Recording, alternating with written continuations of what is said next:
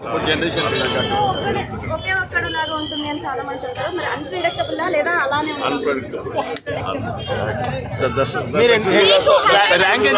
Sir ఎంత rank వేస్తారు sir? Success also unstoppable. ఎన్ని మార్క్స్ వేస్తారు సార్ మీ రివ్యూ? రేటింగ్ ఎంత? ఎంతకి 10కి 8 ఇవ్వచ్చు.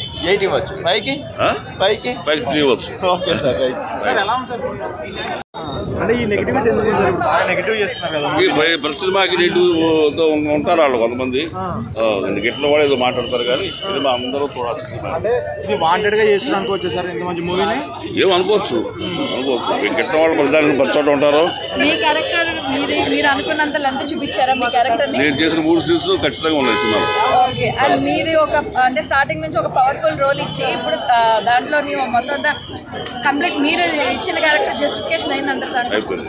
అండ్ అబౌట్ మూవీ మీరు మొత్తం అంతా కూడా చూసారు కదా, మీ క్యారెక్టర్ కాకుండా మూవీ అంతా చూసారు కదా, మీ రివ్యూ ఏంటంటారు? సినిమా చాలా బాగుందండి, తప్పనిసరిగా చూడాల్సిన సినిమా ఇది. I twist.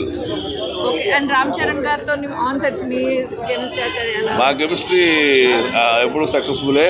చాలా బాగా మేము ఆయన 6 ఏళ్ల కింద 5 ఏళ్ల కింద రంగస్థలం చేసి ఆయనతో నేను చాలా దగ్గరగా మరి కాంబినేషన్లో కూడా ఉన్నాయి సినిమాలో నేను. అదే రామ్ చరణ్ గారు. ఓకే. అండ్ రామ్ ఆయన చరణ్ అప్పుడు మూవీ చూసి ఏమైనా మీకు టాక్ అప్పుడు mega power star, global star అయినా తెలియదు వచ్చి. Thank you.